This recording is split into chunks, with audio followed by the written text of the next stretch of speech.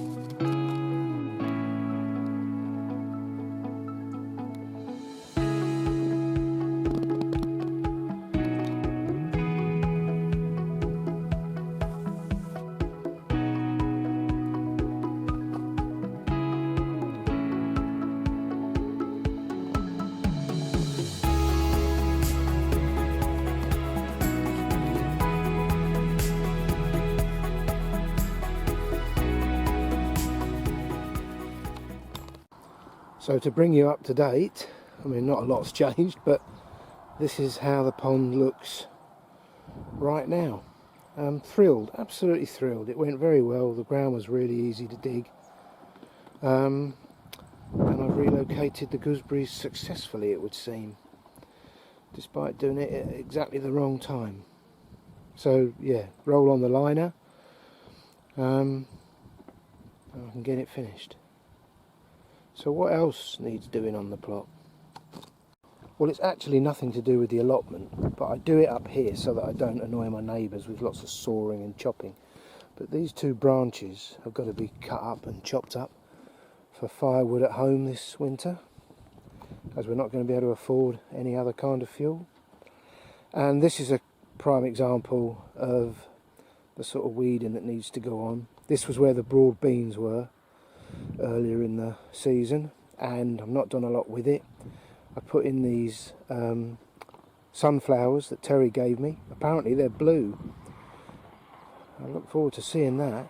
And then some spare cosmos, and there's one of the gooseberries that I've saved.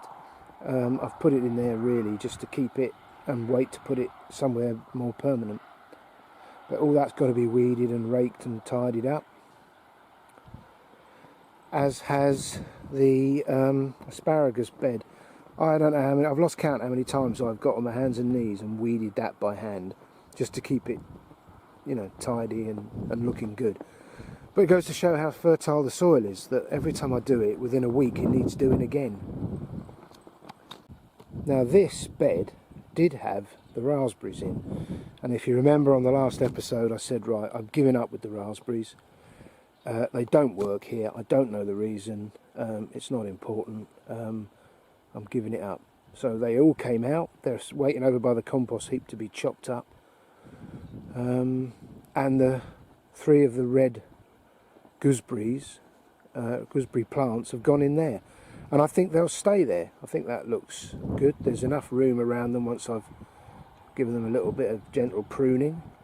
And, you know, I'm scratched to pieces from moving them.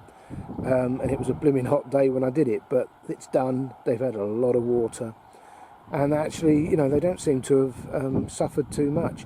I did get a very large root ball out with each of them, so although they've been moved, lots of the roots weren't really disturbed too much. Now, in the previous years, I've taken my eye off the tomato ball, so to speak, and they've all collapsed into a messy blight heap, and I haven't caned them substantially enough, etc, etc.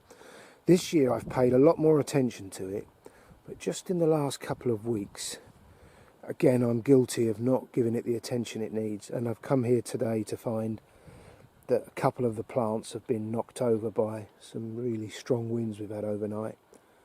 So I think this is my priority today, to get some canes. This one here, I think I may be able to recover it. I don't think it's broken off at the roots, so as it's got some rather mature, good looking tomatoes on it, I'm going to get some more canes and just re-support them. And the other thing I'll do today is I'm going to go round and chop off the tops of the plants. So for example, you see here there's a truss forming here. In fact, one of them has turned into, oh, it came off in my hand, my lord. And I don't think there's going to be enough time this season for these to develop outdoors into tomatoes. So this plant, I mean, there's a big side shoot there, that's going to come off there, which will take a lot of top heavy weight off the plant and ease the pressure on the cane, and then the plant can put all its effort into maturing and ripening the tomatoes that are already here. So I think this is going to be my first job, my priority. So I need to go and get some canes and get stuck into this before the damage gets any worse with these breezes and winds. Well, not wishing to bore you too much, but thought I'd do another little bit from the book, and it's about why and how we walk. No one knows why we walk. Out of some 250 species of primate, we are the only ones that have elected to get up and move around exclusively on two legs. Some authorities think bipedalism, walking on two legs, is at least as important a defining characteristic of what it is to be human as our high-functioning brain. Many theories have been proposed as to why our distant ancestors dropped out of trees and adopted an upright posture.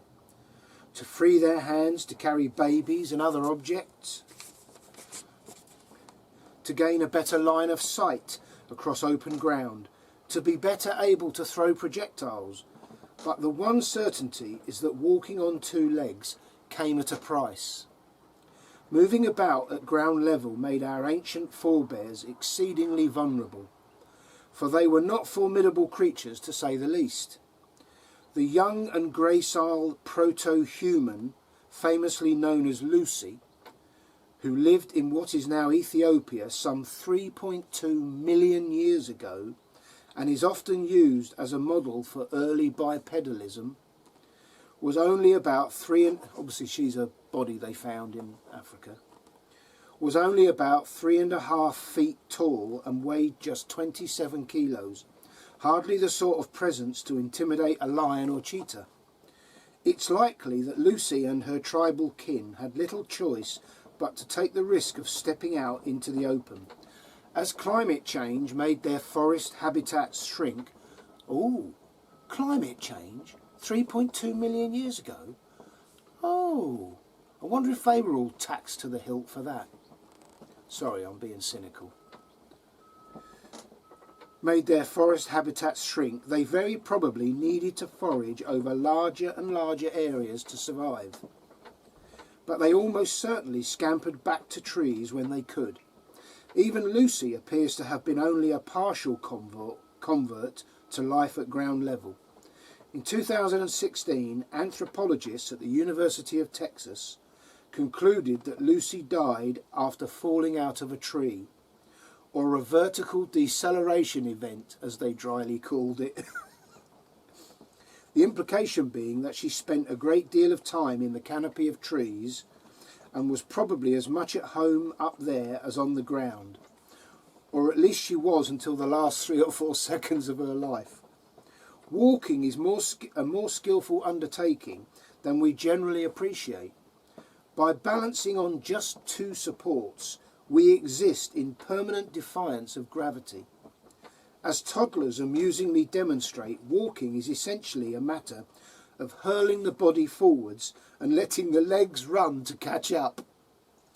A pedestrian in motion has one foot or the other off the ground for as much as 90% of the time, and thus engages in constant unconscious adjustment of balance. In addition, our centre of gravity is high, just above our waist, which adds to our innate tippiness. In order to proceed from our arboreal ape to upright human being, we had to undertake some pretty profound changes to our anatomy. As noted earlier, our necks became longer and straighter and joined the skull more or less centrally rather than towards the rear as in other apes. We have a supple back that bends, outsized knees and ingeniously angled thigh bones. You may think your legs drop straight down from your waist. They do in apes. But in fact, the femur angles inwards as it descends from pelvis to knee. This has the effect of moving our lower legs closer together, giving us a much smoother, more graceful gait. No ape can be trained to walk like a human. They are compelled by their bone structure to waddle, and to do so in a most inefficient way. A chimpanzee uses 4 times as much energy to move around at ground level as does a human. To power our forward motion, we have a distinctly gigantic muscle in our buttocks, the gluteus maximus, and an Achilles tendon, something no ape has. So we developed Achilles tendons to enable us to walk upright. Isn't that just unbelievable? We have arches in our feet for springiness, a sinuous spine to redistribute weight, and reconfigured pathways for our nerves and blood vessels, all made necessary, or at least advisable, by the evolutionary imperative of putting our head way above our feet. To keep from overheating when we exert ourselves, we became relatively hairless and developed abundant sweat glands. And therefore I am a classic example of a Homo sapien. Yeah, fascinating. We take walking for granted. But yeah, anyway, quite interesting.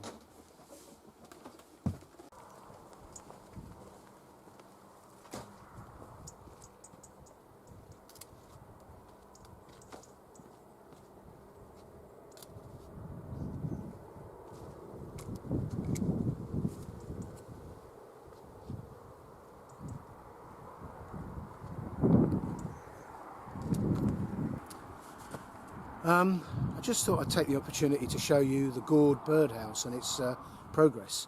It's now up the vertical frame and it's now crossing over, and I believe the process is that when the main leader reaches about 10 feet high, which with the 6 feet up and the few feet across, I think that's where it's at, you chop off the leader. So there, I've chopped that one there, and what that does is it promotes the lateral growth that I'm weaving through the frame, and I'll show you a little bit closer and show you how that's working. Well, it all looks a bit of a mess, but there is method here. As these lateral shoots develop and they grow quite quickly and quite long, you can see there, that's a lateral growth, and that is where the gourds are developing, not on the vertical. So far so good. It takes a little bit of work every now and again. You know, once a week I weave these lateral leaders through, and here's an example of where I've sort of taken my eye off the ball, but the tendrils it's putting out now are latching on to things and they're self-supporting, so it's great.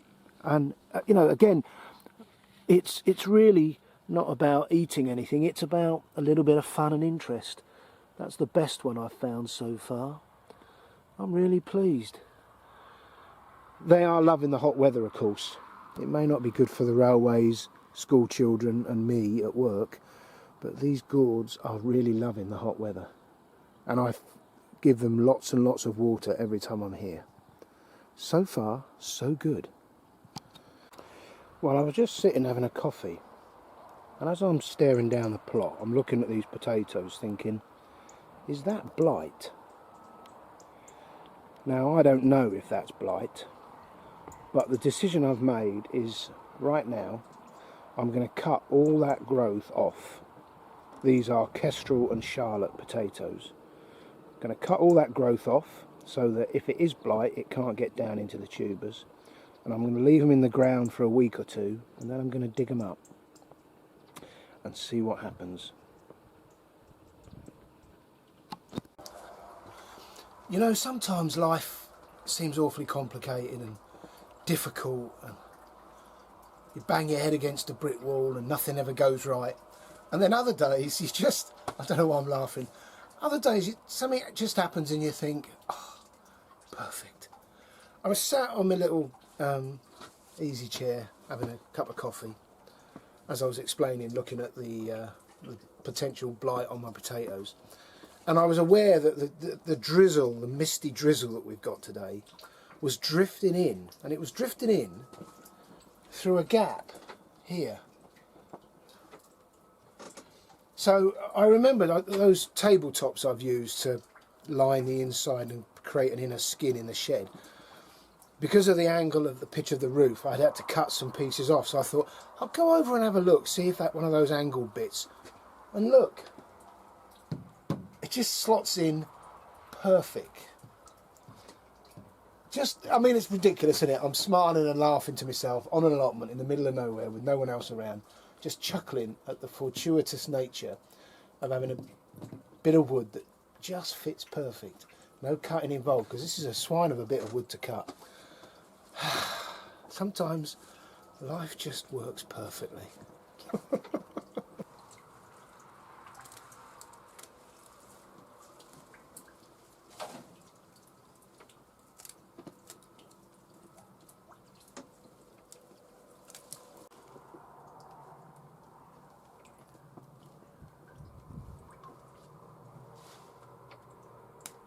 Well, a couple of things to note now that I've done that. First of all, how the hell did that get there?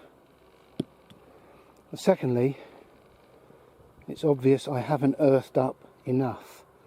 I don't know if you can pick it up, but let's take a wander across. I haven't earthed up enough because I've got a lot of green potatoes. So there's a lesson learned. Be a bit more conscientious when it comes to earthing up, because I'm going to lose a lot of that crop. Anyway, we are not going short of potatoes this year.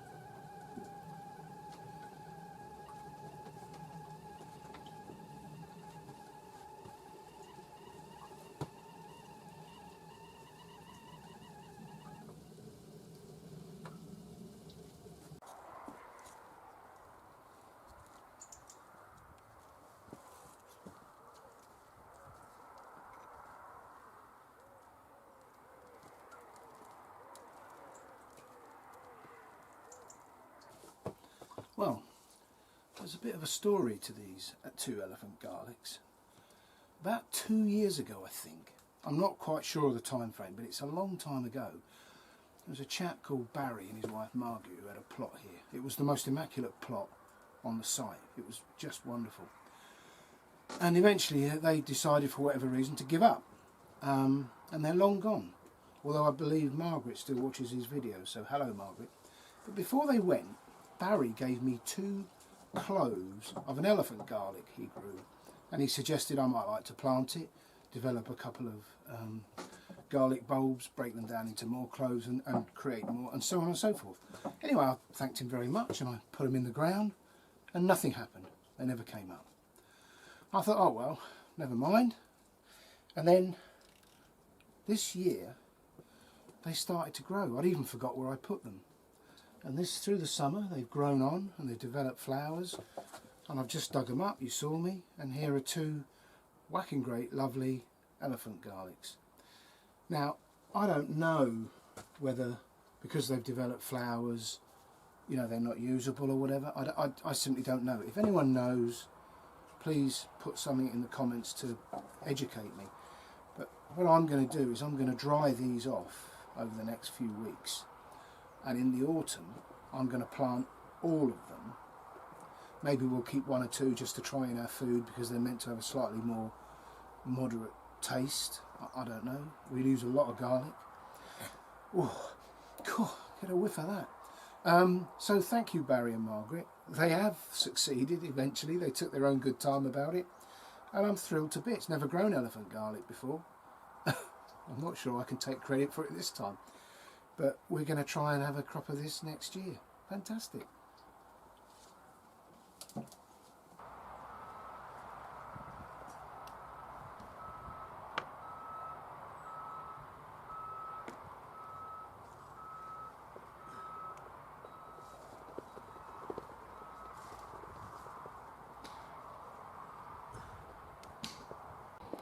Well, a very nice haul to take home this evening. Some of that's being eaten tonight. Most of it's going to get put in the freezers.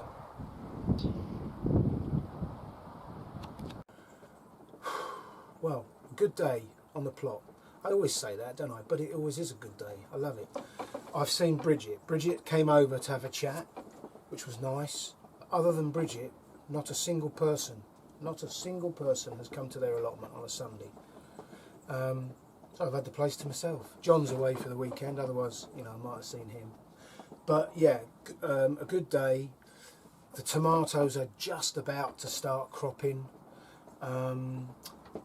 Although the ones in the greenhouse at home have been cropping for a couple of weeks now. And we are seriously going to start harvesting, blanching and freezing the carrots, because we get carrot fly, and the longer you leave them in, the more carrot fly you get. We have another freezer now at home, second-hand 20 quid special. So the whole one side of the garage is now all freezers. If we have a power cut, we're bucketed. Anyway, yeah, so yeah, we're right on the cusp of starting a store. I mean, where we're going to put all the onions, we had enough trouble finding somewhere for the garlic, and that was only one tray. And then I've got all these potatoes, Christ knows. I don't know. It's a nice problem to have, isn't it, the way prices are going. So thank you for joining me. I hope you found some of it of interest. And I should be back next weekend. Maybe I'll have my pond liner and I can do the second stage of the pond rebuild. That would be nice. Have it all back up and running. Plus there are living things in that tub that I've tried to save from the old pond. And I moved the tub with all the pond water and all the insect and animal life around the corner of the shed, because it was sat out and I thought they'll all boil alive in that heat. So I've put them in the shade now. Hopefully there's things in there that are surviving that I should be able to pour into the new pond. So I shall be back next weekend, hopefully. Until then, thank you for those who've subscribed. Thanks to those who give me a thumbs up. And please do leave a comment. So until next time, look after yourselves, take care, and bye for now.